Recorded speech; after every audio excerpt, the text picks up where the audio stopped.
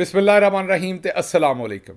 ਅੱਜ ਦੇ ਪੰਜਾਬੀ ਵੀਲੌਗ 'ਚ ਸੱਜਣਾ ਮਿੱਤਰਾਂ ਭੈਣਾਂ ਭਰਾਵਾਂ ਮਾਵਾਂ ਤੇ ਬਜ਼ੁਰਗਾਂ ਨੂੰ ਜੀ ਆਇਆਂ ਨੂੰ। ਅੱਜ ਤੁਹਾਡੇ ਨਾਲ 4-5 ਗੱਲਾਂ ਜਿਹੜੀਆਂ ਸਾਂਝੀਆਂ ਕਰਨੀਆਂ ਨੇ, ਪਰ ਉਹਨਾਂ ਤੋਂ ਪਹਿਲਾਂ ਤੁਹਾਨੂੰ ਚੇਤੇ ਕਰਾਈਏ ਕਿ ਜੇ ਹਜੇ ਤੀਕ ਇਸ ਚੈਨਲ ਨੂੰ ਸਬਸਕ੍ਰਾਈਬ ਨਹੀਂ ਕੀਤਾ ਤੇ ਛੇਤੀ ਕਰੋ ਤਾਂ ਕਿ ਸਾਡੀ ਆਵਾਜ਼ ਨੂੰ ਤਗੜੀ ਕਰੋ ਤੇ ਦੂਰ ਤੱਕ ਪੜਾਓ। ਹੁਣ ਆਉਨੇ ਅੱਜ ਦੀਆਂ ਗੱਲਾਂ ਵਾਲੇ ਪਾਸੇ। ਅੱਜ ਦੀ ਜਿਹੜੀ ਤੁਹਾਡੇ ਨਾਲ ਪਹਿਲੀ ਗੱਲ ਸਾਂਝੀ ਕਰਨੀ ਉਹ ਹੈ ਇਰਫਾਨ ਸਦੀਕੀ ਸਾਹਿਬ ਦਾ ਇੱਕ ਤੱਤਾ ਤਾਜ਼ਾ ਕਾਲਮ। ਅੱਛਾ, ਇਹ ਕਾਲਮ ਨਹੀਂ ਹੈ ਬਲਕਿ ਇਹਦੇ ਵਿੱਚ ਦੁੱਖ ਦੀ ਹੋਈ ਰਗ ਹੈ ਚੌਧਰੀ ਨਿਜ਼ਾਮਦੀਨ ਦੀ ਤੇ ਨਵਾਜ਼ ਸ਼ਰੀਫ ਦੀ, ਜਾਂ ਦੂਸਰੇ ਲਫ਼ਜ਼ਾਂ 'ਚ ਪੰਜਾਬੀ ਚਾਹੁੰਦੇ ਨੇ ਰਲੀਆਂ ਚੁਗਦੀਆਂ ਨੇ। ਇਹ ਅਸਲ ਦੇ ਵਿੱਚ ਉਹੀ ਹੈ, ਜਾਂ ਇੱਕ ਭੈੜਾ ਜਿਹਾ ਜਾਨਵਰ, ਮਤਲਬ ਜਾਨਵਰ ਤੇ ਭੈੜਾ ਨਹੀਂ, ਭੈੜੀ ਜੀ ਗੱਲ ਹੈ ਵੀ ਚੋਰਾਂ ਨਾਲ ਰਲੀ ਹੈ। ਉਹ ਅਸੀਂ ਪੂਰੀ ਗੱਲ ਨਹੀਂ ਕਹਿੰਦੇ, ਕੋਈ ਗੁੱਸਾ ਕਰ ਜਾਏਗਾ। ਤੇ ਬਹਰਹਾਲ ਉਹ ਚੋਰਾਂ ਨਾਲ ਜਿਹੜੀ ਰਲੀ ਹੈ ਉਹ ਗੱਲ ਇਹਦੇ ਵਿੱਚ ਪੂਰੀ ਤਰੀਕੇ ਨਾਲ ਸਮਝ ਆਉਂਦੀ ਜੇ ਇਸ ਕਾਲਮ ਨੂੰ ਵੇਖੋ। ਜ਼ਿਕਰ ਕੁਛ ਇਸ ਤਰ੍ਹਾਂ ਹੈ ਵੀ ਇੱਕ ISPR ਦੇ ਬ੍ਰਿਗੇਡੀਅਰ ਸਾਹਿਬ ਨੇ, ਸ਼ਾਇਦ ਉਹਨਾਂ ਦਾ ਨਾਂ ਗੁਜ਼ਨਫਰ ਹੈ, ਸਾਨੂੰ ਦੱਸਣ ਵਾਲਿਆਂ ਦੱਸਿਆ, ਸਾਡੇ ਜਿਹੜੇ ਯਾਰ ਸੱਜਣ ਨੇ ਚੈਨਲਾਂ ਦੇ ਵਿੱਚ, ਉਹਨਾਂ ਦੱਸਿਆ ਵੀ ਉਹਨਾਂ ਟਿੱਕਰ ਘੱਲੇ। ਇਹ ਮੇਰੇ ਖਿਆਲ 6 ਮਈ ਵਾਲੇ ਦਿਨ ਦੀ ਗੱਲ ਹੈ, ਜਿੱਦਣ ਉਹਨਾਂ ਨੇ ਬੜੇ ਤੇਜ਼ਾਬੀ ਕਿਸਮ ਦੇ ਟਿੱਕਰ ਬਣਾ ਕੇ ਚੈਨਲਾਂ ਦੇ ਉੱਤੇ ਘੱਲੇ ਵੀ ਇਹ ਚਲਾਓ ਇਮਰਾਨ ਖਾਨ ਦੇ ਖਿਲਾਫ ਤੇ 9 ਮਈ ਦਾ ਬਿਆਨੀਆ ਬਣਾਓ।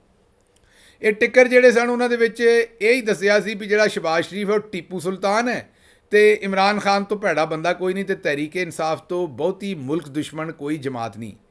ਤੇ ਮਤਲਬ ਜੋ ਝੂਠ ਤੂਫਾਨ ਸੀ ਉਹਨਾਂ ਟਿੱਕਰਾਂ ਦੇ ਵਿੱਚ ਹੈ ਸੀ। ਉਹ ਟਿੱਕਰ ਤੇ ਹਜੇ ਚੈਨਲਾਂ 'ਤੇ ਚੱਲਣੇ ਸਨ ਕਿ ਨਹੀਂ ਚੱਲਣੇ ਸਨ, ਉਹਦੇ ਵਿੱਚ ਫਰਜ਼ੀ ਇਹੋ ਜਿਹੀ 2 ਨੰਬਰੀ ਕੀਤੀ ਸੀ। ਉਹ ਆਪ ਸੋਚੋ ਵੀ ਸਾਡੇ ਅਦਾਰੇ ਕਿਹੋ ਜਿਹੀ 2 ਨੰਬਰੀ ਕਰਦੇ ਨੇ। ਵੀ ਜਿਹੜੇ ਟਿੱਕਰ ਬਣਾਏ ਸਨ ਨਾ, ਉਹ ਤੁਹਾਨੂੰ ਵਿਖਾ ਵੀ ਦਿੰਦੇ ਉਹਨਾਂ ਨੂੰ। ਉਹਨਾਂ ਦੇ ਵਿੱਚ ਆਪੇ ਹੀ ਵਾਜਬੀ ਤੌਰ 'ਤੇ ਵਕੀਲਾਂ ਦਾ ਬਿਆਨ ਵੀ ਆਪੇ ਹੀ ਪਾਇਆ ਸੀ। ਬ੍ਰਿਗੇਡੀਅਰ ਸਾਹਿਬ ਨੇ ਵਕੀਲਾਂ ਦਾ ਬਿਆਨ ਵੀ ਬਣਾ ਕੇ ਘੱਲਿਆ ਸੀ। ਮਤਲਬ ਇੱਕ ਤੇ ਟਿੱਕਰ ਸਨ ਨਾ 9 ਮਈ ਦੇ, ਉਹਦੇ ਵਿੱਚ ਬ੍ਰਿਗੇਡੀਅਰ ਸਾਹਿਬ ਨੇ ਟਿੱਕਰ ਛੱਡੇ ਸਨ ਕਿ ਜੀ ਵਕੀਲਾਂ ਨੇ ਇਹਦੇ ਉੱਤੇ ਆਪਣਾ ਜਿਹੜਾ ਨਾ ਇਹ ਰਿਸਪੌਂਸ ਦਿੱਤਾ। ਕਿਸੇ ਵਕੀਲ ਦਾ ਨਾਂ ਨਹੀਂ ਸੀ ਵੀ ਕਿਹੜਾ ਵਕੀਲ ਸੀ ਜਿਹਨੇ ਰਿਸਪੌਂਸ ਦਿੱਤਾ, ਆਪੇ ਹੀ ਕੋਲੋਂ ਹੀ ਘੜੇ ਸਨ। ਉਸ ਤੋਂ ਬਾਅਦ ਉਹਨਾਂ ਨੇ ਸਿਰਫ ਇੱਥੇ ਨਹੀਂ, ਅੱਗੋਂ ਸਹਾਫੀਆਂ ਦਾ ਰੱਦੇ ਅਮਲ ਵੀ ਆਪੇ ਹੀ ਭਰਿਆ ਸੀ। ਐਂਕਰ ਪਰਸਨ ਦਾ ਨਾਂ ਨਹੀਂ ਸੀ ਦਿੱਤਾ ਕਿ ਕਿਹੜਾ ਐਂਕਰ ਪਰਸਨ ਹੈ ਜਿਹਨੇ ਗੱਲ ਕਹੀ ਹੈ ਇਮਰਾਨ ਖਾਨ ਦੇ ਖਿਲਾਫ ਤੇ ਸ਼ਹਬਾਜ਼ ਸ਼ਰੀਫ ਦੇ ਹੱਕ 'ਚ ਤੇ 9 ਮਈ ਤੇ ਸਾਰਾ ਕਸੂਰ ਇਮਰਾਨ ਖਾਨ ਦਾ 9 ਮਈ ਤੇ। ਮਤਲਬ ਉਹ ਝੂਠੋ ਝੂਠ 44 ਸੀ ਜਿਹਨੂੰ ਆਉਂਦੇ ਨੇ ਸਾਰੇ ਦੇ ਸਾਰੇ ਟਿੱਕਰ। ਬਹਰਹਾਲ ਉਹ ਟਿੱਕਰ ਆ ਗਏ। ਟਿੱਕਰ ਤੋਂ ਅਗਲੇ ਦਿਨ ਜਨਾਬੇ ਵਾਲਾ ਇਰਫਾਨ ਸਦੀਕੀ ਸਾਹਿਬ ਨੇ ਕਾਲਮ ਠੋਕ ਮਾਰਿਆ। ਉਸ ਕਾਲਮ ਨੂੰ ਅਗਰ ਪੂਰੇ ਨੂੰ ਪੜ੍ਹੋ ਤੇ ਉਹ ਕਾਲਮ ਇਹ ਆਂਦਾ ਹੈ ਵੀ ਉਹ ਤੱਤਾ ਕਰਦਾ ਅਸਲ ਦੇ ਵਿੱਚ ਜਨਰਲ ਆਸਿਮ ਮੁਨੀਰ ਸਾਹਿਬ ਨੂੰ, ਜਿਹੜੇ ਚੀਫ ਆਫ ਆਰਮੀ ਸਟਾਫ ਨੇ, ਉਹਨਾਂ ਨੂੰ ਤੱਤਾ ਕਰਨ ਦੀ ਕੋਸ਼ਿਸ਼ ਕਰਦੇ ਨੇ ਇਰਫਾਨ ਸਦੀਕੀ ਸਾਹਿਬ। ਤੇ ਸ਼ਾਇਰ ਉਹਦੇ 'ਚ ਕਹਿੰਦਾ ਇਹ ਹੈ ਕਿ ਜਨਾਬ ਇਹ ਤਹਿਰੀਕ ਇਨਸਾਫ ਤੇ ਬਿਲਕੁਲ ਸੁੱਕੜ ਗਈ ਸੀ, ਸਹਿਮੀ ਹੋਈ ਸੀ, ਡਰੀ ਹੋਈ ਸੀ 9 ਮਈ ਤੋਂ ਬਾਅਦ ਜਿਵੇਂ ਤੁਸੀਂ ਇਹਨਾਂ 'ਤੇ ਚੜ੍ਹਾਈ ਕੀਤੀ। ਤੇ ਤੁਸੀਂ ਜਿਹੜਾ ਵਕਤ 'ਤੇ ਇਹਨਾਂ ਨੂੰ ਸਜ਼ਾਵਾਂ ਨਹੀਂ ਦਿੱਤੀਆਂ, ਜਿਹੜੇ ਟੰਗ ਨਹੀਂ ਦਿੱਤੇ ਨਾ ਸਾਰੇ। ਮਤਲਬ ਮੈਂ ਤੁਹਾਨੂੰ ਪਹਿਲਾਂ ਵੀ ਦੱਸਿਆ ਸੀ ਨਾ ਵੀ ਲੋਕਾਂ ਦੇ ਜਵਾਕ ਵਿਗੜਦੇ ਨੇ, ਅਯਾਣੇ ਵਿਗੜਦੇ ਨੇ, ਅਯਾਣੇ ਅਵਾਰਾ ਹੁੰਦੇ ਨੇ, ਸਾਡੇ ਬਜ਼ੁਰਗ ਅਵਾਰਾ ਨੇ। ਦੱਸੋ ਕਹੀਏ ਤੇ ਕੀ ਕਹੀਏ? ਹੁਣ ਲਿਫਾਫਾ ਹੀ ਕਹਿ ਸਕਦੇ, ਹੁਣ ਹੋਰ ਇਸ ਤੋਂ ਗਾਂ ਪੰਜਾਬੀ 'ਚ ਕੋਈ ਗਾਲਮੰਦਾ ਤੇ ਕਰ ਨਹੀਂ ਸਕਦੇ। ਬਹਰਹਾਲ ਇਰਫਾਨ ਸਦੀਕੀ ਸਾਹਿਬ ਦੀਆਂ ਕਰਤੂਤਾਂ ਤੇ ਹੀ ਨੇ ਵੀ ਇਸ ਤੋਂ ਵੀ ਗਾਂ ਜਾਇਆ ਜਾਏ। ਇਹ ਆਪਣੇ ਆਪ ਨੂੰ ਸਾਫੀ ਆਂਦੇ ਨੇ ਤੇ ਪਰ ਸੁੱਤੇ ਲਿਫਾਫੇ 'ਚ ਹੀ ਪਏ ਰਹਿੰਦੇ ਨੇ। ਹੁਣ ਪਤਾ ਨਹੀਂ ਲਿਫਾਫਾ ਖੁੱਲ੍ਹਿਆ ਹੈ ਕਿ ਬੰਦ ਹੈ। ਇਰਫਾਨ ਸਦੀਕੀ ਸਾਹਿਬ ਉਹਦੇ ਜਾਂਦੇ ਨੇ ਕਿ ਬਈ ਲੋਕਾਂ ਨੂੰ ਸਜ਼ਾਵਾਂ ਟਾਈਮ 'ਤੇ ਨਹੀਂ ਦਿੱਤੀਆਂ 9 ਮਈ ਦੀਆਂ, ਅਜੇ ਸਜ਼ਾਵਾਂ ਨਹੀਂ ਦਿੱਤੀਆਂ।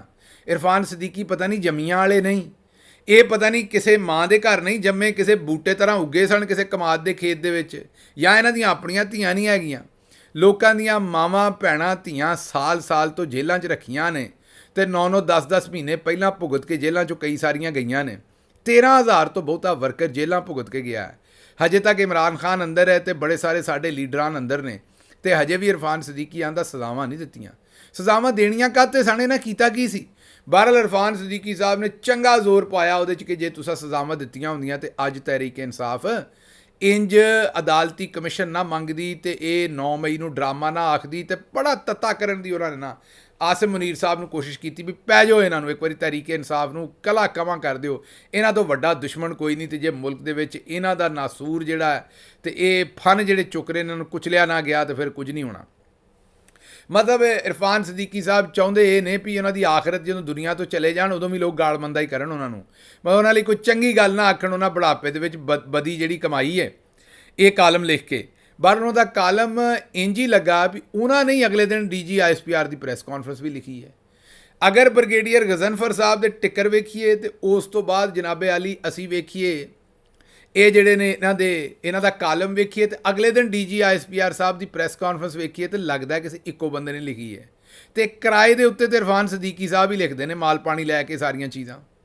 ਖੈਰ ਉਹ ਜਿਹੜੀ DGSPR ਸਾਹਿਬ ਦੀ ਪ੍ਰੈਸ ਕਾਨਫਰੰਸ ਸੀ ਉਹ ਵੀ ਜਦੋਂ ਬੋਲਦੇ ਸਨ ਤੇ ਬਕੌਲ ਸਾਬਰ ਸ਼ਾਕਰ ਸਾਹਿਬ ਕਦੀ ਲੱਗਦਾ ਸੀ ਕਿ ਤਲਾਲ ਚੌਧਰੀ ਬੋਲਣ ਡਿਆ ਤੇ ਕਦੀ ਲੱਗਦਾ ਸੀ ਮਰੀਮ ਔਰੰਗਜ਼ੇਬ ਸਾਹਿਬਾ ਤੇ ਕਦੇ ਕਦੇ ਲੱਗਦਾ ਸੀ ਪਰਵੇਜ਼ ਰਸ਼ੀਦ ਸਾਹਿਬ, ਕਦੇ ਕਦੇ ਇਰਫਾਨ ਸਦੀਕੀ ਸਾਹਿਬ ਤੇ ਕਦੇ ਕਦੇ ਲੱਗਦਾ ਸੀ ਕਿ ਇਹ ਕੋਈ ਹੋਰ ਬੋਲਣ ਡਿਆ ਨੂਨ ਲੀਗ ਵੱਲੋਂ ਤੇ ਕਦੇ ਕਦੇ ਵਿੱਚ DGSPR ਸਾਹਿਬ ਵੀ ਲੱਗਦੇ ਸਨ।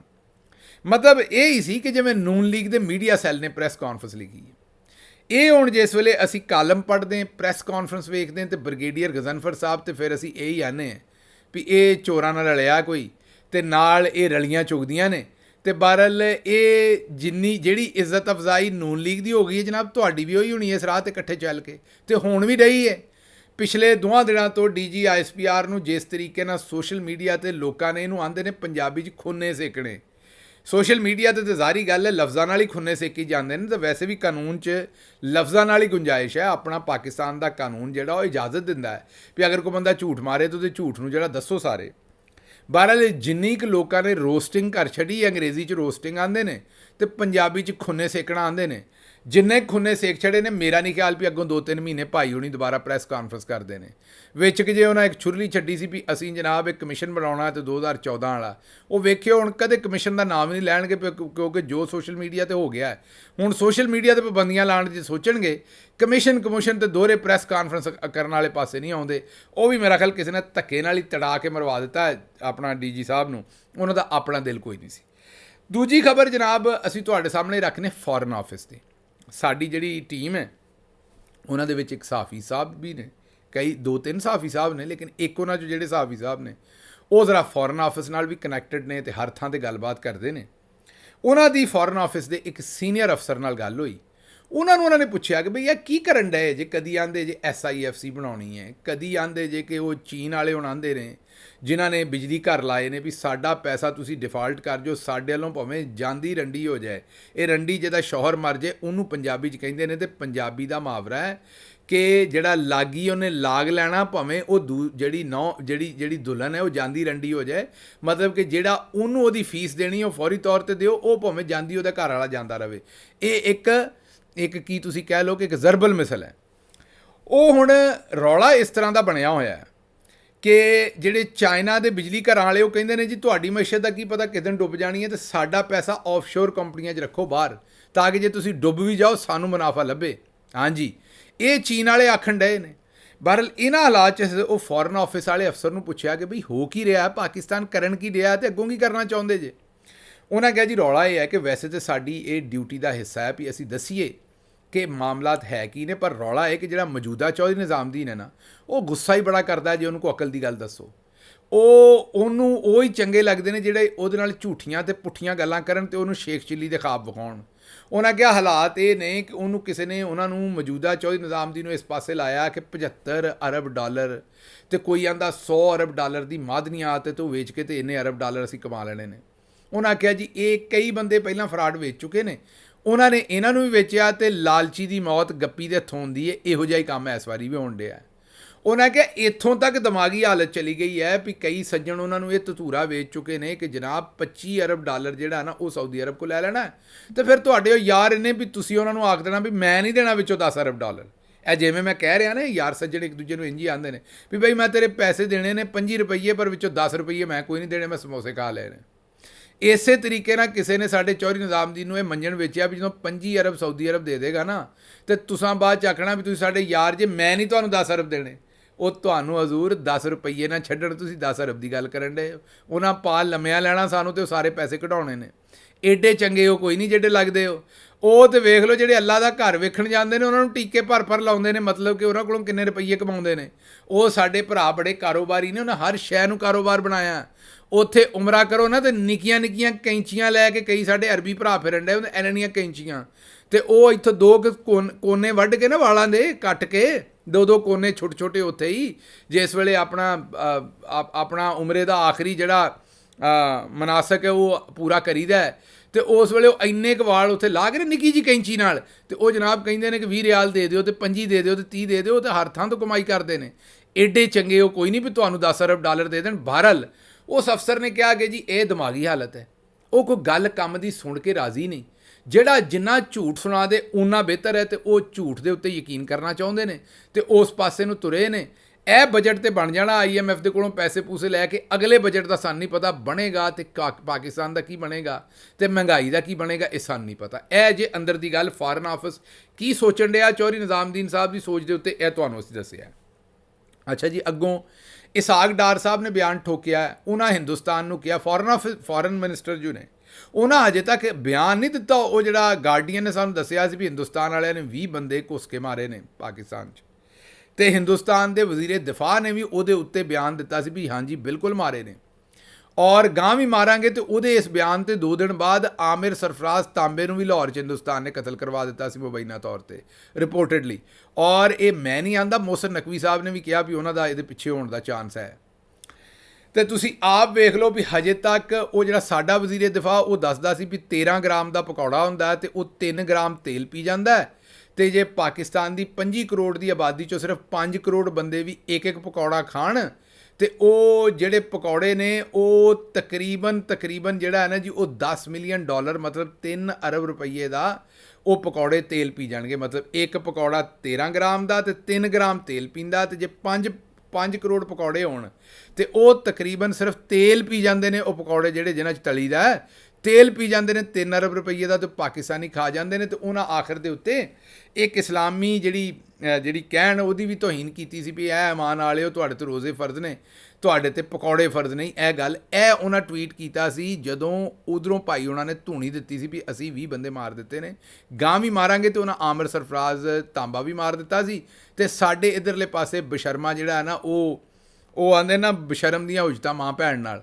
ਉਹ ਗੱਲ ਕਹਿਣ ਦੀ ਮਤਲਬ ਹੈ ਕਿ ਸਾਡਾ ਵਜ਼ੀਰੇ ਦਿਫਾ ਜਿਹੜਾ ਬਸ਼ਰਮ ਸੀ ਉਹ ਇਹ ਬਿਆਨ ਪਕੌੜਿਆਂ ਦੇ ਦੇਣ ਡਿਆ ਸੀ। ਤੇ ਹੁਣ ਵਜ਼ੀਰੇ ਖਾਰਜਾ ਦਾ ਬਿਆਨ ਵੇਖੋ, ਉਹਨੇ ਉਹਦਾ ਕੋਈ ਜਵਾਬ ਨਹੀਂ ਦਿੱਤਾ। ਉਸ ਸ਼ੇਰ ਬੱਗੇ ਨੇ ਆਖਿਆ ਕਿ ਹਿੰਦੁਸਤਾਨ ਵਾਲੇ ਤਮਾਮ ਸਿਆਸੀ ਕੈਦੀਆਂ ਨੂੰ ਰਿਹਾ ਕਰਨ। ਭਾਈ ਜੀ, ਜਦੋਂ ਤੁਸੀਂ ਇਹ ਗੱਲ ਉਹਨਾਂ ਨੂੰ ਦੱਸੀ ਤੇ ਘਰ ਵੀ ਦੱਸ ਲੈਣੀ ਸੀ ਕਿਸੇ ਨੂੰ। ਇਹ ਜਿਹੜਾ ਇਮਰਾਨ ਖਾਨ ਨੂੰ 9 ਮਹੀਨਿਆਂ ਤੋਂ ਕੈਦ ਕੀਤਾ ਜੇ, ਇਮਰਾਨ ਖਾਨ ਨੇ ਕਿਹੜਾ ਫਾਸਫੋਰਸ ਜਾਂ ਸੇਬੇ ਵਾਲੇ ਬੰਬ ਦਾ ਫਾਰਮੂਲਾ ਜਿਹੜਾ ਉਹ ਜਾ ਕੇ ਕਿਸੇ ਹੋਰ ਮੁਲਕ ਨੂੰ ਦੇ ਦਿੱਤਾ ਸੀ? ਉਹ ਵੀ ਤਾਂ ਸਿਆਸੀ ਕੈਦੀ ਹੈ। ਮਹਿਮੂਦ ਰਸ਼ੀਦ ਸਾਹਿਬ, ਸੈਨੇਟਰ ਇਜਾਜ਼ ਚੌਧਰੀ, ਸਾਡਾ ਉਮਰ ਚੀਮਾ, ਯਾਸਮੀਨ ਰਾਸ਼ਦ, ਸਨਮ ਜਵੇਦ, ਆਲੀਆ ਹਮਜ਼ਾ ਤੇ ਹੋਰ ਸਾਡੇ ਸੈਂਕੜਿਆਂ ਦੀ ਤਾਦਾਦ ਦੇ ਵਿੱਚ ਜਿਹੜੇ ਵਰਕਰ ਨੇ। ਤੇ ਜੇ ਮੈਂ ਕਿਸੇ ਭੈਣ ਭਰਾ ਦਾ ਨਾਂ ਨਹੀਂ ਲੈ ਸਕਿਆ ਤੇ ਮਾਜ਼ਰਤ। ਤੇ ਇਹ ਸਾਰੇ ਜਿਹੜੇ ਲੋਕਾਂ ਨੂੰ ਜਿਹਨਾਂ ਨੂੰ ਅੰਦਰ ਦਿੱਤਾ ਜੇ, ਇਹ ਬੁਸ਼ਰਾ ਬੀਬੀ ਨੂੰ, ਇਮਰਾਨ ਖਾਨ ਨੂੰ, ਇਹ ਸਾਰੇ ਸਿਆਸੀ ਕੈਦੀ ਨਹੀਂ ਹੈਗੇ। ਇੱਥੇ ਘਰ ਤੇ ਸਿਆਸੀ ਕੈਦੀ ਛੱਡਦੇ ਨਹੀਂ। ਜੇ ਹਿੰਦੁਸਤਾਨ ਵਾਲਿਆਂ ਨੇ ਅੱਗੋਂ ਪੁੱਛ ਲਿਆ ਵੀ ਭਾਈ ਸਾਨੂੰ ਮਸ਼ਵਰੇ ਦੇਣਾ ਹੈ, ਆਪਣੇ ਘਰ ਕੀ ਕੀਤਾ ਜੇ, ਤੇ ਫਿਰ ਕੀ ਜਵਾਬ ਦਿਓਗੇ?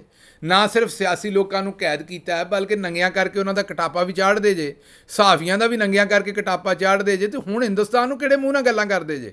ਬਹਰਲ ਇਹ ਤੇ ਇਹਨਾਂ ਦੀ ਹਾਲਤ ਹੈ। ਅੱਛਾ ਜੀ, ਅਗਲੀ ਖਬਰ ਜਿਹੜੀ ਉਹ ਨਜਮ ਸੇਠੀ ਸਾਹਿਬ ਨੇ ਦਿੱਤੀ ਹੈ। ਨਜਮ ਸੇਠੀ ਸਾਹਿਬ ਆਂਦੇ ਨੇ ਕਿ ਜੀ ਇਸਟੈਬਲਿਸ਼ਮੈਂਟ ਨੇ ਫੈਸਲਾ ਕਰ ਲਿਆ ਹੈ ਕਿ ਇਮਰਾਨ ਖਾਨ ਨੂੰ ਹੁਣ ਕਦੇ ਨਹੀਂ ਲਿਆਉਣਾ। ਉਹਦੀ ਮਤਲਬ ਹੈ ਕਿ ਇਮਰਾਨ ਖਾਨ ਬੜਾ ਆਜ਼ਾਦ ਖਿਆਲ ਹੈ ਤੇ ਉਹ ਅਮਰੀਕਾ ਤੇ ਸਾਊਦੀ ਅਰਬ ਕੋਲੋਂ ਕੰਟਰੋਲ ਨਹੀਂ ਹੁੰਦਾ। ਯੈਸ ਸਰ ਨਹੀਂ ਕਹਿੰਦਾ ਹਰ ਗੱਲ ਤੇ, ਅੱਡਿਆਂ ਦੀਆਂ ਗੱਲਾਂ ਤੇ ਵੀ ਅੜ ਜਾਂਦਾ ਤੇ ਦੂਸਰੀਆਂ ਗੱਲਾਂ ਵੀ।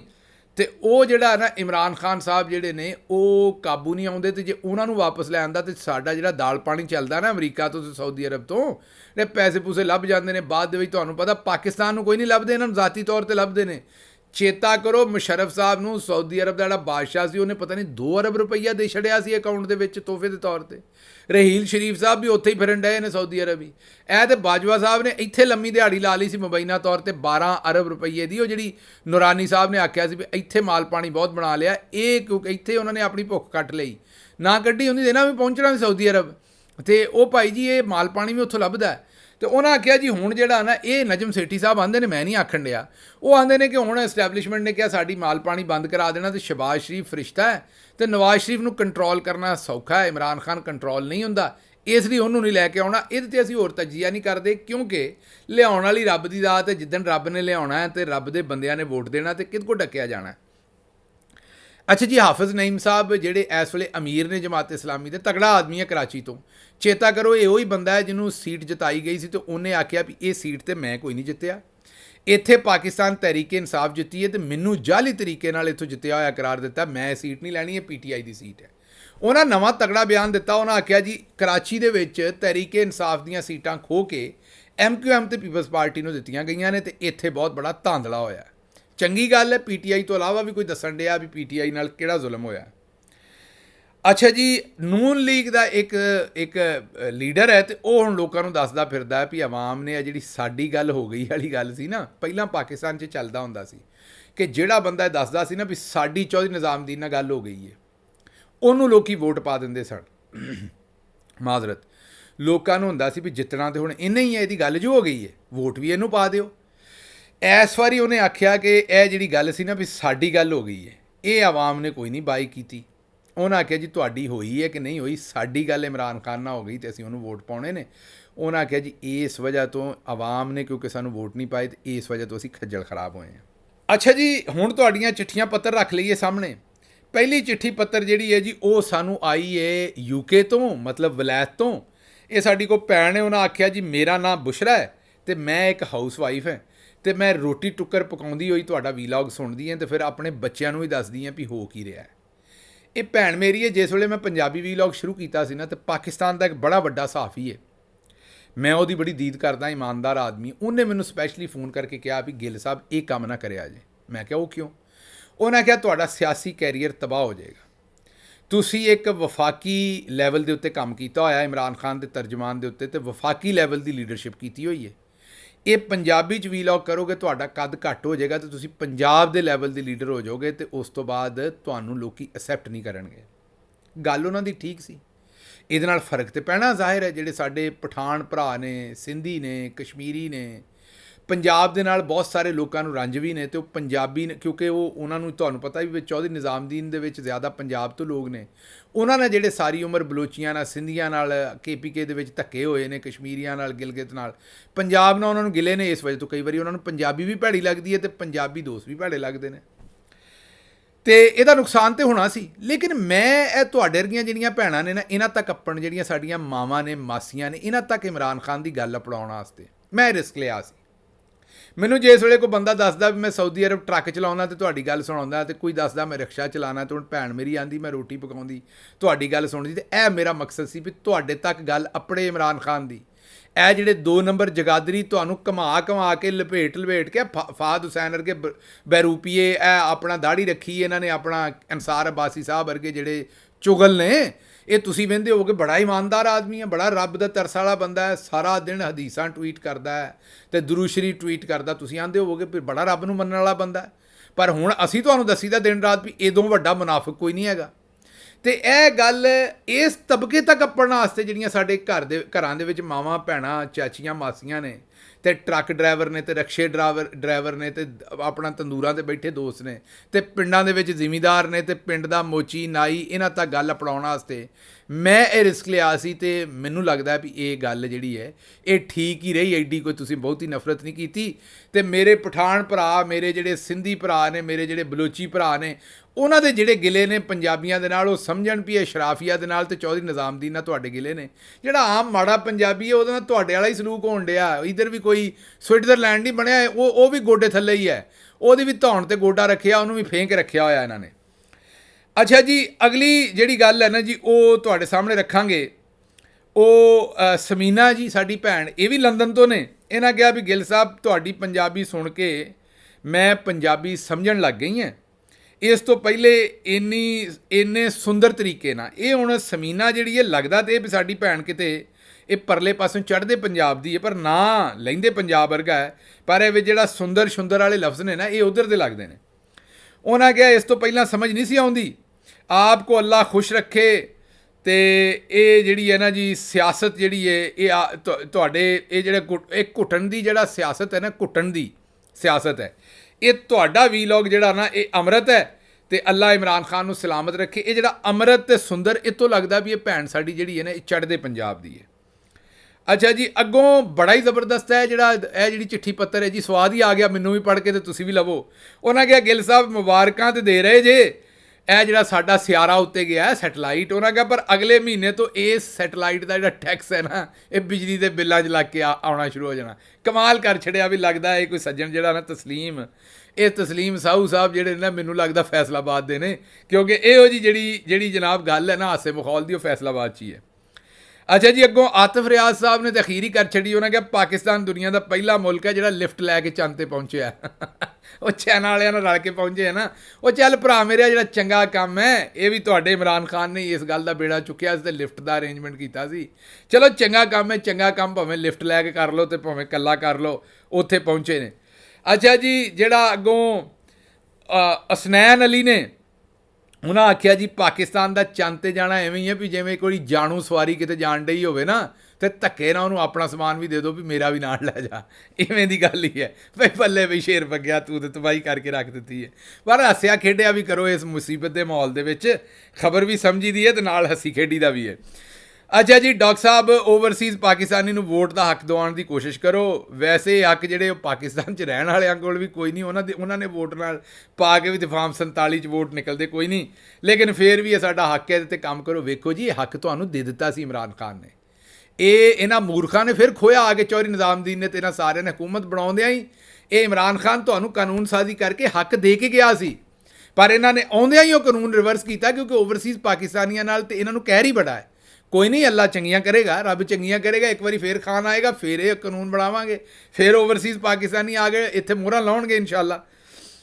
ਅੱਛਾ ਜੀ, ਦੁਨੀਆ ਨੇ ਕਾਨੂੰਨ, ਸਿਆਸਤ, ਮਈਸ਼ਤ, ਇਨਸਾਨੀ ਹਕੂਕ, ਇੰਤਜ਼ਾਮੀਆ, ਤਜਾਰਤੀ ਅਮੂਰ ਦੇ ਵਿੱਚ ਕਮਾਲ ਤਰੱਕੀ ਕੀਤੀ ਹੈ ਤੇ ਅਸੀਂ ਕਰਪਸ਼ਨ, ਬਦਨਾਮੀ, ਹਿਰਸ ਦੇ ਵਿੱਚ ਕਮਾਲ ਵਿਖਾਇਆ। ਕੋਈ ਸ਼ੱਕ ਹੀ ਨਹੀਂ ਭਾਈ ਮੇਰਿਆ। ਸਾਡੀ ਲੰਦਨ ਤੇ ਕੀ ਪਾਕਿਸਤਾਨ 'ਚ ਵੀ ਪ੍ਰਾਪਰਟੀ ਨਹੀਂ ਤੇ ਫਿਰ ਅਰਬਾਂ ਰੁਪਈਆਂ ਦੀ ਪ੍ਰਾਪਰਟੀ ਨਿਕਲ ਆਉਂਦੀ ਹੈ। ਹਜ਼ੂਰ ਇਹ ਹੈ ਵਜ਼ਰਾਏ ਤੇ ਕੈਲਬਰੀ ਫਾਊਂਡ, ਅਸੀਂ ਆਪਣਾ ਮਕਾਮ ਪੈਦਾ ਕੀਤਾ ਹੈ। ਅਸੀਂ ਲਿਫਟਾਂ ਲੈ ਲੈ ਕੇ ਨਾ, ਉਹ ਚੇਤਾ ਨਾ ਸ਼ਰੀਫ ਫੈਮਿਲੀ ਤੇ ਇੱਕ BBC ਵਾਲਿਆਂ ਨੇ, ਹਾਂਜੀ ਜਿਹੜਾ BBC ਚੈਨਲ ਹੈ ਨਾ ਬਰਤਾਨੀਆ ਦਾ, ਉਹਨਾਂ ਨੇ ਇੱਕ ਡਾਕੂਮੈਂਟਰੀ ਕੀਤੀ ਸੀ ਕਿ ਕਿਵੇਂ ਲੋਕਾਂ ਦੇ ਨਾਂ 'ਤੇ ਝੂਠੇ ਅਕਾਊਂਟ ਖੋਲ੍ਹ ਕੇ ਇਸਹਾਕ ਸਾਹਿਬ ਜਿਹੜੇ ਨੇ ਉਹ ਬਾਹਰ ਟੀਟੀਆਂ ਲਵਾਉਂਦੇ ਰਹੇ ਨੇ। ਉੱਥੇ ਕਿਸੇ ਨੂੰ ਗਏ ਤੇ ਉਹਨਾਂ ਨੂੰ ਮਿਲੇ ਤੇ ਉਹਨਾਂ ਦਾ ਨਾਂ ਸ਼ਾਮ ਪਤਾ ਕਰ ਲਿਆ ਤੇ ਪਾਕਿਸਤਾਨ ਤੇ ਆ ਕੇ ਉਹਨਾਂ ਦੇ ਨਾਂ ਦੇ ਉੱਤੇ, ਉਹਨਾਂ ਦੇ ਸਰਨਾਮੇ ਦੇ ਉੱਤੇ ਝੂਠੇ ਅਕਾਊਂਟ ਖੋਲ੍ਹ ਲਏ। ਅੱਛਾ ਜੀ, ਅੱਗੇ ਰਵਿੰਦਰ ਸਿੰਘ ਹਿੰਸਾ, ਇਹਨਾਂ ਇਹ ਲਿਖਿਆ ਜਨਾਬੇ ਵਾਲਾ ਆਪਣਾ, ਮੈਨੂੰ ਤਾਂ ਲੱਗਦਾ ਗੁਰਮੁਖੀ 'ਚ ਹੈ ਇਹ। ਹੁਣ ਮੈਨੂੰ, ਮੈਂ ਮਾਜ਼ਰਤ ਚਾਹੁੰਦਾ, ਮਾਫੀ ਮੰਗਦਾ ਤੁਹਾਡੇ ਕੋਲ, ਮੈਨੂੰ ਗੁਰਮੁਖੀ ਦਾ ਤੇ ਹਿੰਦੀ ਦਾ ਜਿਹੜਾ ਲਿਖਣ ਦਾ ਤਰੀਕਾ ਨਾ ਉਹਦੇ 'ਚ ਬਾਹਲਾ ਪਤਾ ਨਹੀਂ ਵੀ ਕਿਹੜੀ ਗੁਰਮੁਖੀ ਹੈ ਤੇ ਕਿਹੜੀ ਹਿੰਦੀ, ਇਸ ਲਈ ਮਾਫੀ ਦੇ ਦਿਆ ਕਰੋ। ਇਹ ਲੱਗਦੀ ਮੈਨੂੰ ਗੁਰਮੁਖੀ ਹੈ। ਇਹ ਚੜ੍ਹਦੇ ਪੰਜਾਬ ਤੋਂ ਨੇ। ਇਹ ਰਘਬੀਰ ਸਿੰਘ ਜੀ, ਮੈਂ ਰਵਿੰਦਰ ਕਹਿ ਦਿੱਤਾ, ਰਘਬੀਰ ਸਿੰਘ ਜਿਹੜਾ ਨਾ ਜੀ ਹਿੰਸਾ, ਇਹਦੀ ਅਸੀਂ ਗੂਗਲ ਕੋਲੋਂ ਟਰਾਂਸਲੇਸ਼ਨ ਕੀਤੀ। ਗੂਗਲ ਭਾਈ ਟਰਾਂਸਲੇਸ਼ਨ ਕਰ ਦਿੰਦਾ ਜੀ, ਗੂਗਲ ਚਾਚਾ। ਉਹਨਾਂ ਆਖਿਆ ਜੀ, ਗਿੱਲ ਸਾਹਿਬ your way of talking is very interesting and tasty, ਤੇ ਤੁਹਾਡਾ ਜਿਹੜਾ ਸਿਆਰਾ ਉੱਤੇ ਅਪੜਿਆ ਨਾ ਉਹਦੀ ਤੁਹਾਨੂੰ ਮੁਬਾਰਕਬਾਦ। ਚਲੋ ਜੀ, ਮਿਹਰਬਾਨੀ ਤੁਹਾਡੀ, ਸੁਣ ਵੀ ਲਈਆਂ ਨੇ ਤੁਸੀਂ ਜ਼ਰਾ ਗੱਲਾਂ ਵੀ, ਸਿਆਰੇ ਤੇ ਲੋਕਾਂ ਸਾਡਿਆਂ ਨੇ ਕੀ ਗੱਲਾਂ ਕੀਤੀਆਂ ਨੇ। अच्छा जी, आखिरी जी खबर है बड़ी अफसोस दी है। उन्होंने आख्या जी अभी तक पंजाब के स्कूलों में सरकारी किताबां जिहड़ियां नहीं मिलियां, प्रिंटिंग दे पैसे कोई नहीं हैगे। ये गल सच्ची है। बाजी जिहड़ी 3 करोड़ दे 2 करोड़ 73 लाख दे टायर पवाई फिरदी है ते सूट पाउंदी है बाजी फुल्लां वाला कुर्ता जिहड़ा या कुर्ती जिहड़ी 500 दी बाजी अज़मा बुखारी दसदी है ते टायर पाउंदी है। वेखो फुल्लां वाली कुर्ती 500 दी ते टायर 2 करोड़ 73 लाख दे ਤੇ ਨਾਲ ਬਾਜੀ ਨੇ 3 ਅਰਬ ਰੁਪਈਏ ਦਾ ਹੈਲੀਕਾਪਟਰ ਲਿਆ, ਪਰ ਨਿਆਣਿਆਂ ਨੂੰ ਅਜੇ ਤੱਕ ਜਵਾਕਾਂ ਨੂੰ ਕਿਤਾਬਾਂ ਨਹੀਂ ਮਿਲੀਆਂ।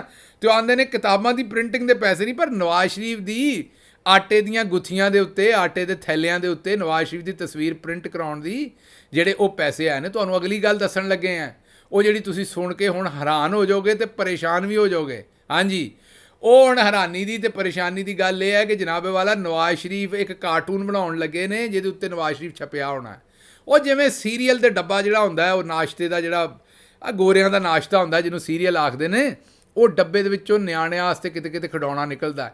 ਇੰਜ ਹੁਣ ਉਹ ਜਨਾਬ ਇੱਕ ਖਿਡੌਣਾ ਜਿਹਾ ਬਣਾਉਣ ਲੱਗੇ ਨੇ ਜਿੱਤੇ ਨਵਾਜ਼ ਸ਼ਰੀਫ ਦੀ ਤਸਵੀਰ ਹੋਣੀ ਤੇ ਆਟੇ ਦੀ ਬੋਰੀ ਦੇ ਵਿੱਚੋਂ ਨਿਕਲਣਾ। ਇਹ ਬਾਜੀ ਸੋਚਣ ਡਈ ਹੈ ਤੇ ਨਿਆਣਿਆਂ ਨੂੰ ਕਿਤਾਬਾਂ ਨਹੀਂ ਨਿਕਲਣੀਆਂ, ਹੁਣ ਖਿਡੌਣੇ ਹੀ ਲੱਭਣੇ ਨੇ ਨਵਾਜ਼ ਸ਼ਰੀਫ ਦੀ ਤਸਵੀਰ ਵਾਲੇ।